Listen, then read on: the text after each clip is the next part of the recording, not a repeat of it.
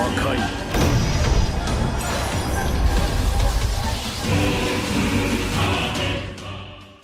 Episode 1, The Transcendental Power.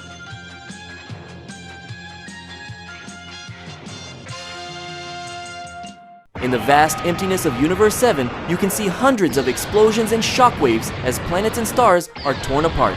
Amid all this chaos, two kinds of energy stand out, one glowing white, the other deep purple. Like streaks of light, two figures zip through space at incredible speed, crashing into each other over and over, each hit sending out massive shockwaves. But then, one collision hits even harder, creating a shockwave so intense it seems to warp reality itself for a split second. After that final clash, the two fighters pause, holding each other still for a few moments, and finally, we get a clear look at them, Goku and Vegeta, but they don't look like the versions we know. Goku looks older, like decades have passed since we last saw him in Dragon Ball Super. Vegeta seems about the same age, but he's wearing something totally different, the outfit of a god of destruction. But that's not the only thing that's different about them. They're using a transformation we've never seen before. In this form, both have longer hair, fur covering parts of their bodies, and a tail. Goku's hair and fur are white, while Vegeta's are purple. After that clash, which froze them in place for a moment, they start moving again, this time trading blows so fast that all you can see are blurred streaks of motion. In the middle of this intense fight,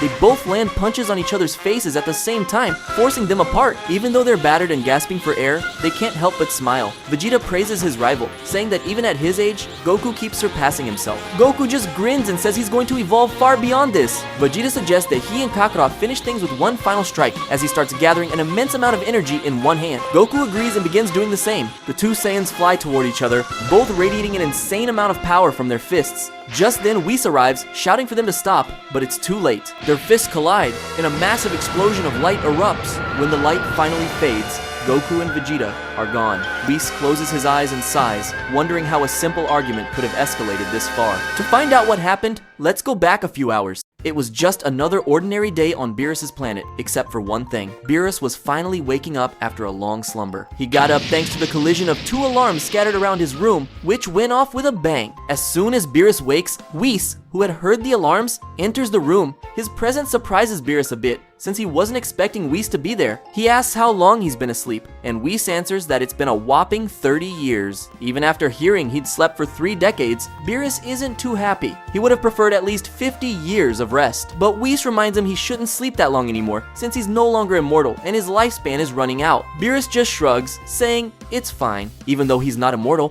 one trait of his race is that they can live for thousands of years, and by his calculations, he still has at least 5,000 years ahead of him. Stretching a bit, Beerus says he wants to exercise, and then asks Whis to join him for a walk around the planet. Whis agrees, of course. As they walk across the planet, Beerus asks why Whis isn't on Earth, since as an angel, he should be there guiding the god of destruction. Whis replies that he was with the god of destruction until just a few days ago on a work campaign throughout the universe. After the campaign ended, the Hakai decided to take a few days off and, tired of the angel's presence, ordered him to return to Beerus' planet. Beerus asks if Whis brought any food from Earth, and Whis says yes, but someone has already eaten it all. Beerus becomes furious and demands to know who could have eaten all the food. Whis laughs and tells him to go to the other side of the planet to see something. Beerus follows Whis' instructions and is shocked when he sees a small house in one of the planet's gardens. Inside, he finds Broly, Chilai, and Lemo. Seeing that he's awake, Broly greets the lazy cat, but Beerus is not in a good mood and immediately asks what they are doing there. Whis explains that ever since Beerus went to sleep, the trio stayed on the planet and decided to build a house. Goku and Vegeta had invited them to live on Earth, and Broly even tried for a while, but he didn't adapt well to a planet with so many people and so much going on,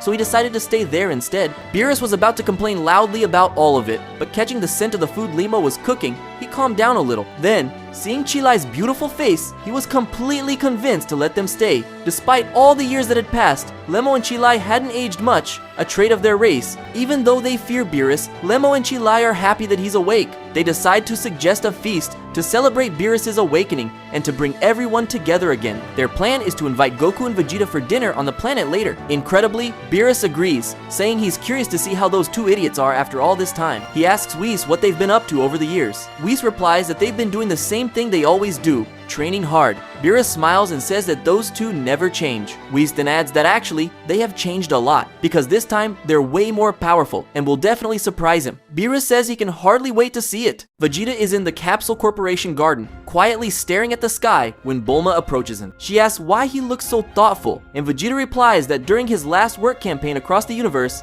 he had to destroy many planets and civilizations. Bulma asks if he feels guilty about it, and he says he doesn't exactly feel guilty. He did what he was supposed to do, and everything he destroyed had a reason. The fact that he carries out his work with very strict criteria has actually improved Universe 7, unlike how things were under Beerus. But even with all of this, and even though he tries to do his job as fairly as possible and the universe benefits from it, he still feels some discomfort about what he does. To cheer him up, Bulma calls him to see Trunks and Bulla, but their plans are interrupted when Whis arrives. Vegeta asks what Whis wants and says that their days off aren't over yet, but Whis explains that he's not there for work. He tells Vegeta that Beerus has awakened and invited him and Goku to a feast on his planet. Vegeta remarks that the lazy cat has finally woken up. He agrees to go. After all, it's been 30 years since he last saw his master. Whis is pleased that Vegeta agreed and then asks where Goku is.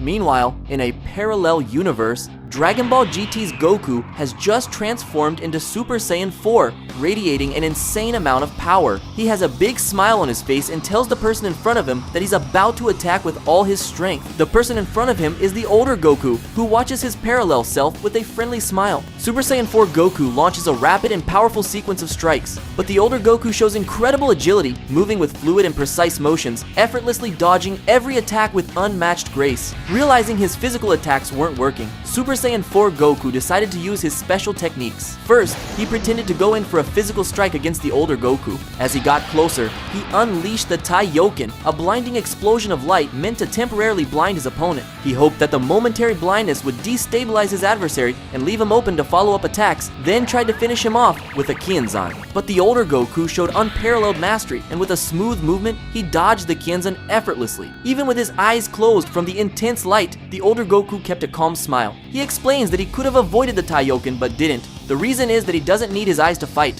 His understanding of his own body is so advanced that he can sense everything through all his senses. Growing increasingly frustrated, Super Saiyan 4 Goku concentrated all his energy into a Kamehameha amplified tenfold, unleashing a massive wave of power strong enough to obliterate an entire dimension if he wanted. To his absolute shock, the older Goku simply raised one hand and his telekinetic force redirected the energy upward, sending it far into the sky. The younger Goku is completely stunned, so surprised that he can't even move for a moment. That moment is more than enough for the older Goku to approach and touch a single finger to a point on his neck. With this simple, almost gentle touch from the elder warrior, the younger man loses his transformation and falls, now reverted to a child's form. Child Goku asks how he could be so powerful. The older Goku explains that for many years, he decided to focus not only on increasing his strength, but also on refining his inner knowledge. This is how he achieved a level of power he once thought unimaginable. The young Goku smiles and thanks him for the advice. After that, he faints, completely exhausted. Thus, the battle ends, serving as a lesson in humility and self-improvement for the younger Goku. But the older Goku isn't entirely pleased. He sighs, a bit frustrated at having won another fight so easily. At that moment, Vegeta and Whis arrive, thanks to Vegeta's teleportation. Goku is surprised and asks what they are doing there. Vegeta explains that Kakarot went to a very distant world this time, and he almost couldn't find him. Goku comments that he has been traveling through these endless parallel worlds for 5 years in search of a worthy rival, but it has been very difficult to find one. Whis then tells Goku why they came, inviting him to a feast on Beerus' planet. Only then does Goku realize how hungry he is, and he quickly agrees. Later, on Beerus' planet, everyone is gathered around a large table, being served by Chilai and Lemo. Beerus wants to know what everyone has been doing all these years. In Broly's case, things have been a bit more monotonous. He has spent his years alone on this planet with Chilai and Lemo, training occasionally. He has had some training sessions with Goku and Vegeta as well, but nothing long term. Vegeta recalls that after the events involving Granola and the Heaters, he continued his training with Beerus until he and Whis deemed him ready to become the next god of destruction. After his ascension as a Hakaishin, Beerus retired and went to sleep. During that time, Vegeta trained extensively and carried out his duties as a god. Goku says that he dedicated all his years exclusively to training, and since reaching supreme skill, he has been traveling through many worlds in search of a good fight. Beerus becomes curious when Goku mentions having reached the supreme skill and asks what he means by that. Goku replies that he is talking about Shinken. Upon hearing this, Beerus is completely shocked and accidentally spits out the soda he was drinking. He can't believe that Goku could have achieved something like that. Whis confirms it and adds that Vegeta has also attained it. Beerus can't believe it, but before he can learn more, the conversation is interrupted. Goku and Vegeta reach the last piece of meat at the same time, and the two Saiyans immediately start arguing, both wanting it for themselves. Goku argues that Vegeta is a god and has no need to eat. Unlike himself, Vegeta counters that Goku needs to remember his place as a mortal and shouldn't tell a god what they should or shouldn't do. Seeing that they are at an impasse, Whis suggests they settle it the way Saiyans do best, through combat. Naturally, both agree. Whis takes both of them to an isolated region of the universe and explains that he will isolate a vast area of space so they can fight freely. He creates a gigantic force field, cutting off thousands of light years. Inside this field, there is only the vacuum of space and a few lifeless celestial bodies. Within this force field are only Goku, Vegeta, Whis, and Beerus. Goku and Vegeta transform, assuming their special forms. Feeling the power of these forms, which he has never seen before, Beerus asks how they reached that level of strength. Whis explains that both have attained Shinken, the supreme technique that almost no god or angel has achieved. When they reached this level of understanding, their bodies manifested these new forms, embodying the full power of their essence, a transcendental level. Whis clarifies that Vegeta's supreme form manifested by incorporating the power of Hakai, while Goku's supreme form